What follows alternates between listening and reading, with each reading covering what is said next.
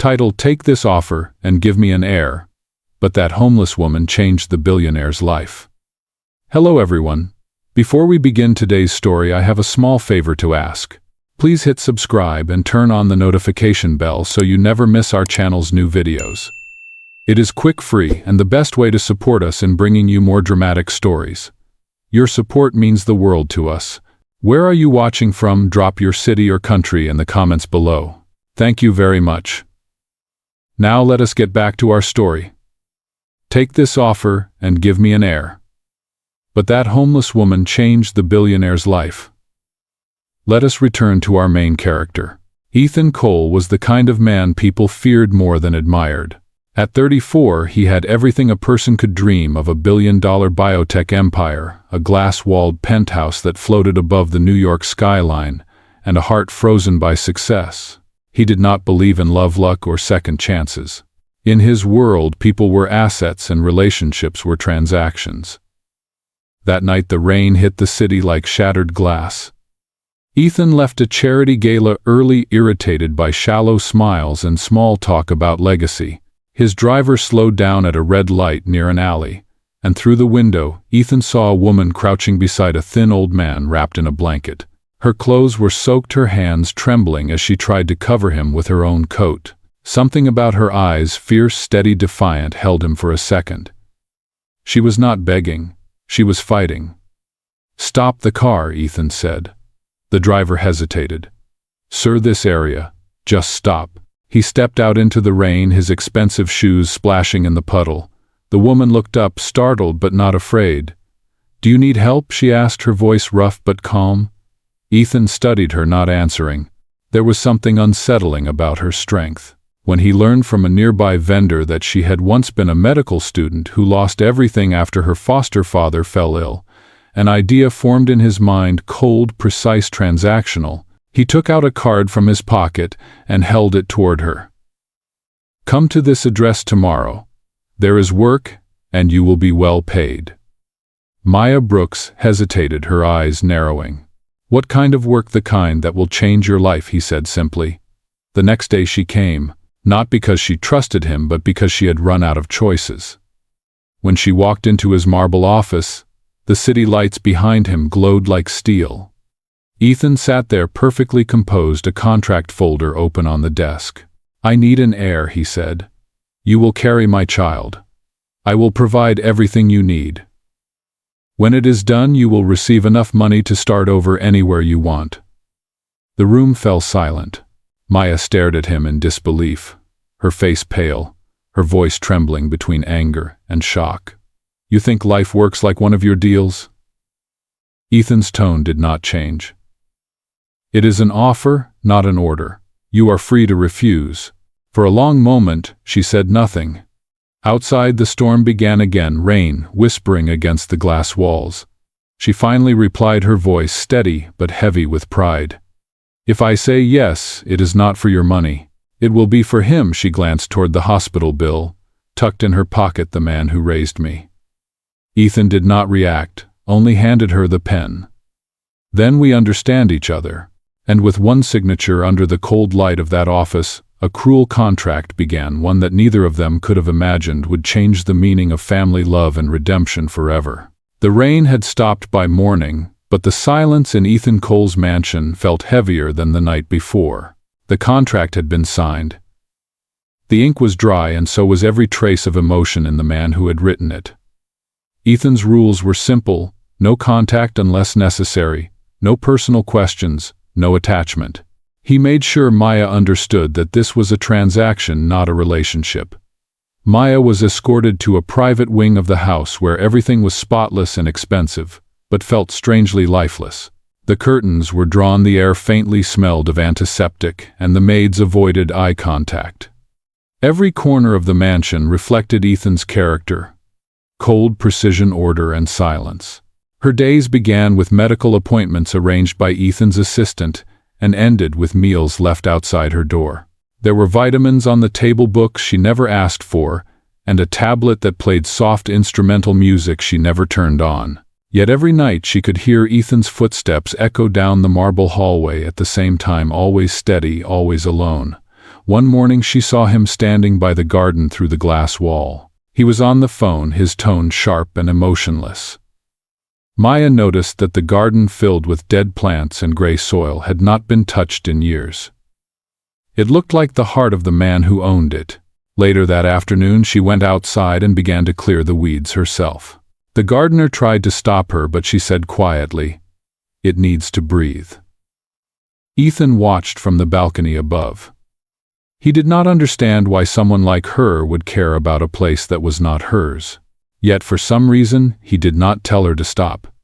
Over the next few weeks, the garden began to change. Tiny sprouts pushed through the dirt. Maya often hummed softly while she worked, her hands dirty, her face peaceful. The housekeepers started leaving windows open again. The smell of fresh air returned.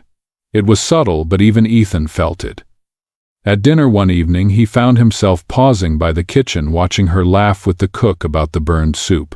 It was the first genuine sound of life inside that mansion in years. When Maya noticed him, her smile faded and she stood up quickly. Ethan only said, "You can use the main dining room if you prefer." "I am fine here," she replied, wiping her hands on her apron. "People here smile." That answer lingered with him long after he left. Later that night, Ethan sat at his desk trying to focus on numbers and reports, but all he could hear was her laugh echoing faintly from the kitchen. It annoyed him, yet somehow it warmed him. He stared at the contract in front of him, its black letters cold and final. For the first time he felt something he could not calculate, unease mixed with curiosity. Maya, in her room, placed her hand gently on her stomach. The life inside her was quiet but real. "You will not be alone," she whispered. "Even if this house feels like it." From his balcony, Ethan looked down at the glowing garden. A few lights still flickered among the newly planted roses. He did not know why, but he stayed there until midnight, staring at the soft bloom of color against the darkness, as if trying to remember what warmth felt like. Weeks passed and winter began to fade into spring. The once lifeless garden, outside Ethan Cole's mansion, was now full of color. Maya Brooks could be seen there every morning, her hair tied back, her hands gently brushing the soil as if it were something alive. The house staff no longer treated her like a stranger. They began to greet her with quiet smiles, offering her tea or fresh bread from the kitchen. Ethan noticed the change, but he pretended not to care. He told himself it was good for the environment, good for the company's image, good for the peace of his house. But deep down, something about Maya unsettled him. He had built his life on control, yet around her control seemed to lose its meaning. One morning he saw her sitting in the garden, sketching flowers in a small notebook. He stepped outside, more out of curiosity than kindness. "You draw?" he asked, his tone casual but distant. Maya looked up. "Not well. It just helps me think." Ethan glanced at the notebook, at a rough pencil sketch of a mother holding a child. "You think about the future, I think about hope," she said simply. "It is the only thing that grows when everything else is gone." He said nothing. He wanted to tell her that hope was an illusion, a word people used when they were too weak to face reality. But when she smiled faintly and returned to her drawing, the words never left his mouth. Later that week, during one of Maya's medical checkups, the doctor mentioned that her blood pressure had dropped. Ethan insisted on accompanying her to the clinic. He waited in the hallway, pacing back and forth, annoyed at how restless he felt. When the nurse finally stepped out and said she fainted, but she is stable now, Ethan's chest tightened in a way that scared him. He rushed into the room and saw Maya lying pale on the bed, her hands resting on her stomach. For the first time he felt afraid. Afraid of losing something he did not understand. The doctor assured him that stress and fatigue were normal. Ethan sat beside her, watching her breathe. When she opened her eyes, she looked confused. "You are still here." He nodded. "You fainted." "I told them I was fine." "You were not." Maya managed a small smile. "You are not very good at pretending you do not care, Mr. Cole." Ethan froze. He wanted to deny it, to retreat behind his wall of logic, but he could not. "You should rest," he said instead, his voice lower now. For the next few days Ethan changed. Quietly, without announcement, he arranged for softer lighting in her room, added books she might like, and had the chef cook her favorite soup again. He even canceled 2 meetings to stay at the mansion, something his assistant could not believe. At night he found himself pausing by her door, listening to the soft hum of her lullaby through the wood. It was a sound that made the air warmer. He realized he had not felt warmth in years, not from the city, not from success, not from anyone. Downstairs, the contract sat locked in his drawer, untouched. Ethan stared at it one evening, then closed the drawer slowly. The man who once saw life as a business deal could no longer explain what he was feeling. In her room, Maya whispered to the unborn child, "You have changed something in him already." Outside, the roses in the garden swayed in the night breeze, blooming quietly under the silver light like 2 hearts slowly learning how to beat again. The following month brought new beginnings and new storms. Maya Brooks was now 6 months pregnant, and the quiet rhythm of her days in the mansion had begun to feel almost normal. She had grown used to Ethan Cole's silent presence, how he would appear at breakfast reading financial reports or stand at the edge of the garden watching her from a distance without saying a word. For the first time in years, Ethan felt something that resembled peace. He had started leaving his phone behind during dinner, listening when Maya spoke and even smiling once in a while. But that fragile calm was about to break. One evening, Ethan hosted a private dinner for investors and board members at his home. It was meant to be a celebration of a new business merger, but it became a test of everything he had started to feel. Maya, at the request of the housekeeper, helped arrange the flowers in the dining hall. She wore a simple blue dress, her hands careful, her movements slow. When the guests arrived, whispers spread immediately. "That is her. The one living here." A woman muttered. "I heard she used to sleep on the streets," another added under her breath. Ethan heard them, but he said nothing. He wanted to defend Maya, but fear of judgment, fear of losing control, kept his voice locked inside. When Maya entered the room with a tray of tea, the laughter stopped. She placed the cups gently on the table, aware of every stare that followed her. One of the investors, a sharp-tongued man named Gregory Lane, smirked. "Ethan, I must say you have found a very creative way to manage your legacy." The room filled with uncomfortable laughter. Maya froze. Her cheeks flushed red, but she held her posture. Ethan's jaw tightened, but still he said nothing. The silence was louder than the insult. After the guests left, Maya found Ethan in his study, pouring himself a drink. "You said nothing," she said quietly. Her voice did not tremble, but her eyes did. Ethan turned to her. "You wanted independence, not pity." "I wanted respect," she replied. "And maybe a little courage from the man who wrote my name into a contract." Her words cut deeper than she intended. He set his glass down hard enough to make it crack. "Do not mistake this arrangement for something it is not, Maya. The child will have my name. That is all." Maya took a step back, hurt flashing across her face. "Your name? You think a name will make you a father? You cannot buy what you do not understand." Ethan's face darkened. "Do not lecture me about family. You barely have one." The words hit her like a blow. For a long second neither spoke. Then she whispered, "And you barely have a heart." She turned and left the room, her steps slow but steady. That night the rain returned. Ethan sat alone in the dark, staring at the fire until it burned low.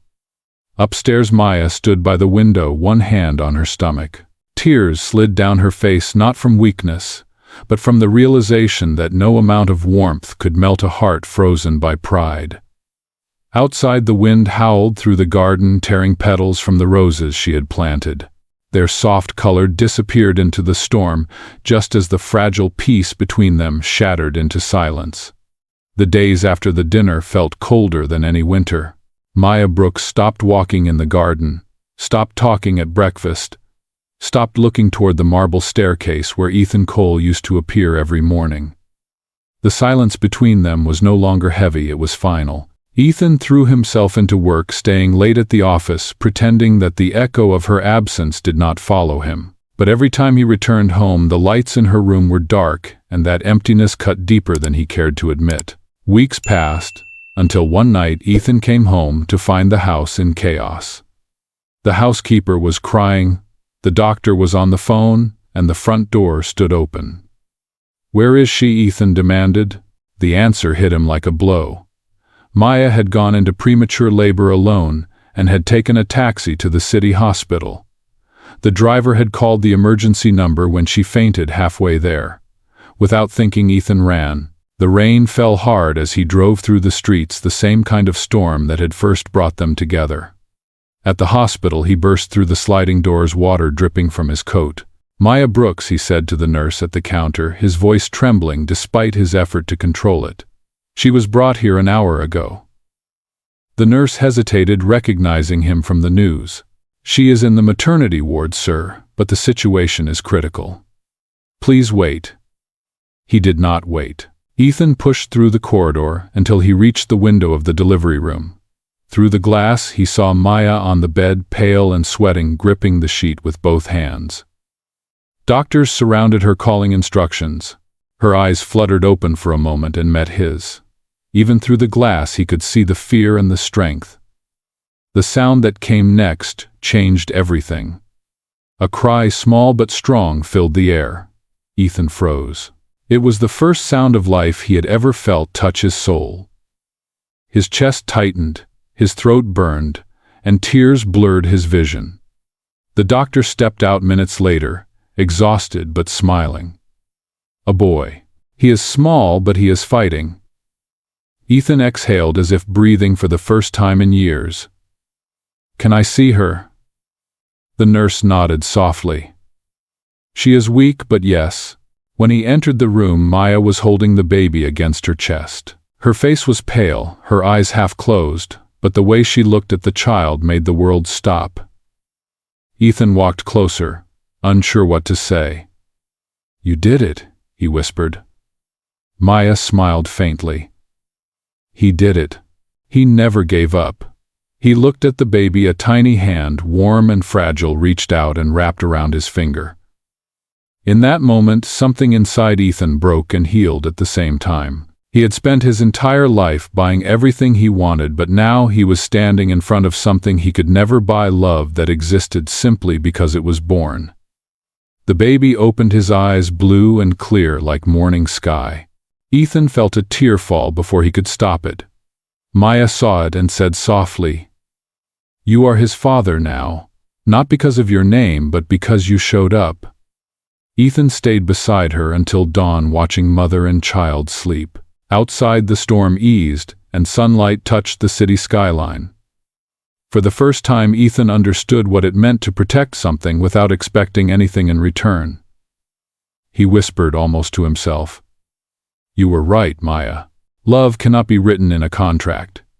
And in that quiet hospital room, a man who once measured life in numbers, Maya Brooks, stayed in the hospital for 2 weeks after the birth. The baby, small but determined, grew stronger each day. She named him Hope, a name that carried both her past and her future. Ethan Cole came every morning without fail. He brought fresh flowers for her room, paid the bills in silence, and sat in the corner pretending to read while his eyes stayed fixed on the small bundle in her arms. The nurses whispered about how gentle he looked when he held the baby. None of them could have guessed he was the same man who once made a contract for an heir. But Maya knew. She saw the way his hands trembled when he touched his son, as if afraid that the child would vanish. She also saw the guilt in his eyes, the kind that no wealth could erase. One afternoon, when the doctor confirmed that both she and the baby could go home, Ethan arrived with a car seat, blankets, and a quiet smile. "You will be safe now," he said. Maya shook her head gently. "I cannot go back to that house." Ethan looked confused. "Why not?" "Because it was never a home. It was a cage built by money." She held the baby closer. "Hope needs heir, people, and love that is not paid for." He wanted to argue, to promise her that things would be different, but the truth stuck in his throat. Maya gathered her few belongings and left that evening, taking a bus to a small town 2 hours away. Ethan watched her go from the hospital entrance.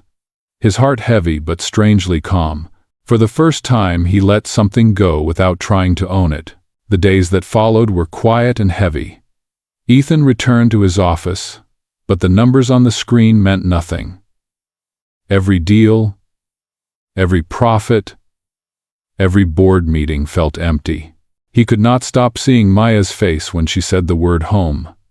It haunted him more than any loss. One night he walked through the empty mansion and found himself in the garden she had revived. The flowers were still there, blooming under the moonlight. He knelt down, touching the earth she once cared for, and realized that she had left something behind, something that no storm could destroy. The next morning he called his assistant and said, "I want to start a foundation." "A foundation, sir?" "Yes. For women and children who have no place to go. Call it the Hope Foundation." From that day on, Ethan began to change. He stopped attending luxury events and began visiting shelters. He met women who reminded him of Maya, strong, protective, full of quiet courage. Each story rebuilt a piece of him that had been broken for years. Months passed. On the anniversary of his son's birth, Ethan stood before a crowd at the opening of the Hope Foundation. Cameras flashed, reporters asked questions, but he spoke simply, "I once tried to buy an heir. Instead, I found a reason to be human again." When the applause faded, he looked at the sign above the door, the Hope Foundation, and felt something rare. Pride, not from success, but from purpose. That night, alone in his office, Ethan looked at the small photograph he kept hidden in his wallet. Maya holding hope in her arms, smiling in the hospital light. He whispered, "You taught me how to love without a price."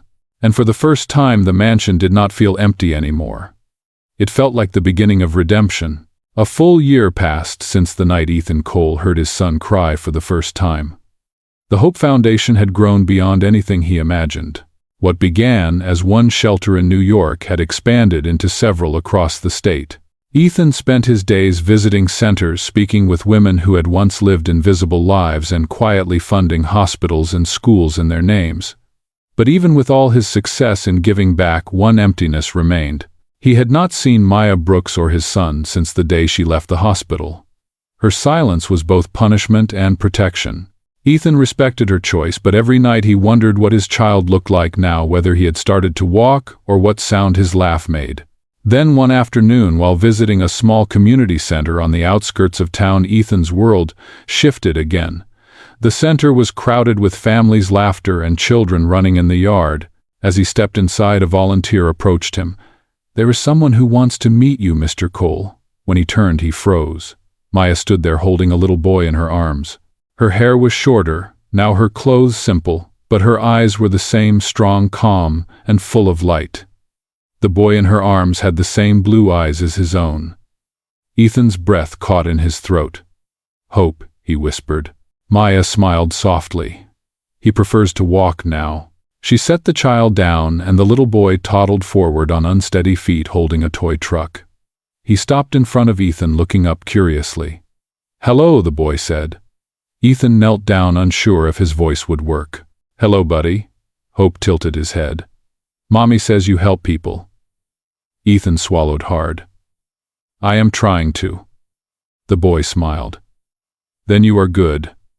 That simple sentence broke whatever wall Ethan still had left. He blinked back tears and reached out his hand, trembling. The boy placed his tiny palm against Ethan's cheek without hesitation. It was the gentlest forgiveness he had ever felt. Maya watched in silence. She had promised herself she would not cry, but the sight of them together, father and son connected by something deeper than blood, was too much. They spent the afternoon together, sitting on a bench near the playground. Hope ran around chasing bubbles, his laughter filling the air. Ethan and Maya spoke quietly. "He has your spirit," Ethan said. "And your stubbornness," she replied with a faint smile. He nodded. "I wanted to tell you. I am sorry for everything. For the way I treated you. For the things I said." Maya looked down at her hands. "You cannot change the past, Ethan, but you have changed yourself. That is what matters." He exhaled, feeling something lift inside him. "Do you think I could be part of his life?" Maya met his eyes. Be his father, not his mistake. Ethan nodded slowly. That is all I want. As the sun began to set, Hope climbed onto Ethan's lap holding a bubble wand. Blow, Daddy, he said proudly. The word Daddy caught Ethan off guard. His heart filled with warmth that no empire, no success had ever given him. He blew the bubbles, and the boy laughed, a pure, bright sound that wrapped around him like a promise. For the first time, Ethan knew he was exactly where he was meant to be. The mansion, the company, the wealth, all of it faded in meaning next to the small miracle sitting on his lap. He had found his heir not through a contract, but through love, forgiveness, and the fragile hands of a child who had changed his life forever. The days after that reunion felt like a second chance Ethan Cole never thought he would have. Every weekend he drove 2 hours from the city to see Maya Brooks and their son. Hope waited for him by the window of their small apartment above the bakery, waving the moment he saw the silver car stop outside. Each visit began with laughter and ended with a promise that next time would come soon. Ethan learned what fatherhood truly meant, not through wealth but through time. He helped Hope build wooden blocks, read bedtime stories, and learned how to cook pancakes, though he burned half of them. Maya would watch quietly, smiling when Hope climbed onto Ethan's shoulders, giggling with joy. It was a life simple and real, something money had never given him. Still, Ethan knew he owed more than visits. The past could not be erased, only rewritten through actions. So he began the next chapter of redemption in public. He decided to speak openly about what had happened, the deal, the mistake, and the change that followed.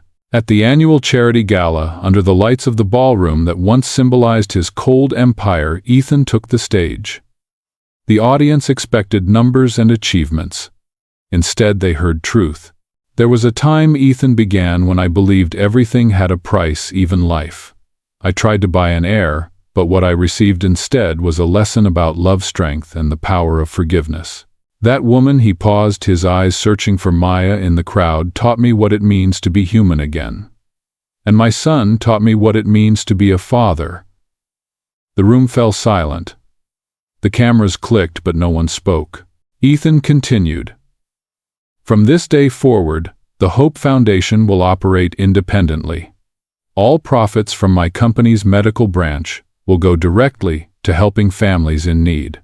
It is time to build something that money alone cannot create: dignity.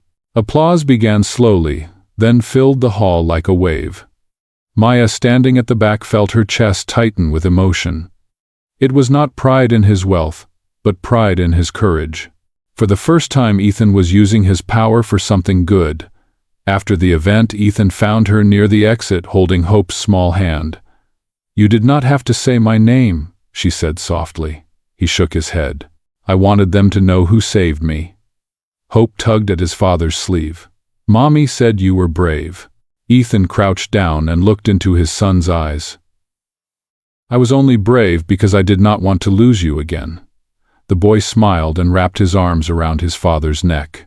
Maya looked at them both, her heart full but calm. The man who once spoke in contracts now spoke only in honesty. That night, after they returned home, Maya stood by the window and watched Ethan's car disappear into the city lights. She whispered a quiet prayer of gratitude, not for the luxury or the attention, but for the peace that had finally found them. In his penthouse, Ethan looked out over the skyline that had once made him feel powerful. It no longer felt like a fortress. It felt like a bridge to something greater, something human. He placed a photo of Maya and Hope on his desk and smiled. Tomorrow he would meet them again. Tomorrow he would keep building what truly mattered. The world had given him fortune, but they had given him life. And that he finally understood was the greatest legacy a man could ever leave behind. A few months after the gala, spring returned to the city. The air was warmer, the sky softer, and life seemed to move at a gentler rhythm. The Hope Foundation had become a living symbol of change, not just for the people it helped, but for the man who built it. Ethan Cole no longer lived in headlines. He lived in moments that mattered. Every Saturday morning he drove to the small bakery that Maya Brooks now owned in the quiet town of Maplewood. The shop smelled of fresh bread and cinnamon, its windows always open to the laughter of children who played outside. Above the door hung a hand-painted sign that read, "Hope's Table." When Ethan walked in, Maya looked up from behind the counter and smiled the kind of smile that spoke of peace. "You are late," she teased. He laughed, setting down a paper bag filled with fresh coffee beans. "Traffic," he said simply. Hope, now a bright and curious toddler, came running from the kitchen, his small apron covered in flour. "Daddy!" "I helped make the bread." Ethan crouched down, lifting his son into his arms. "You did? Then it must be the best bread in the world." Hope grinned proudly. The morning passed quietly. Customers came and went, some leaving with free loaves of bread if they could not afford to pay. It was Maya's rule: no one left hungry. Ethan watched her work, graceful and calm, her kindness spreading to everyone who entered. She was not the woman he once tried to control. She was the woman who had taught him what freedom truly meant. When the shop closed for lunch, they sat outside on a wooden bench. Hope sat between them, playing with crumbs on the table. The sun fell gently on the garden, nearby the same flowers that had once bloomed in Ethan's mansion, now replanted in front of Maya's bakery. Ethan looked at her and said quietly, "You built all this?" Maya shook her head. "We did. You gave people a chance, and they made it grow." He smiled. "You were right from the start. It was never about money. It was about love and dignity." For a while neither of them spoke. The sound of birds and distant laughter filled the space where silence used to hurt. Hope climbed onto Ethan's lap, holding a piece of warm bread. "Daddy, when I grow up I will help people too," he said. Ethan's voice softened. "You already do, son. You give me hope every day." Maya watched them, her eyes glistening with quiet joy. "He really is your heir," she whispered. "Not the heir to your company, but to your heart." Ethan reached for her hand, not as an apology, but as a promise. "I never deserved the way you changed me, Maya, but I will spend my life proving that I understand what love really means." She squeezed his hand gently. "Then we will be fine. That is all Hope needs." As the sun dipped lower, families gathered at the bakery door for the community meal Maya hosted every weekend. Ethan stood and helped serve plates beside her. There were no titles, no distance, no contracts, only the warmth of people who believed again in kindness. When evening came, Ethan looked around the small crowd, the laughter, the smell of food, the simple joy, and felt something settle in his soul. The story that began with a cruel deal had ended in quiet grace. A man who once tried to buy an heir had found a son who taught him love, and a woman who taught him strength. As the lights of the bakery glowed against the night, Ethan whispered to himself, "This is home." And for the first time it truly was.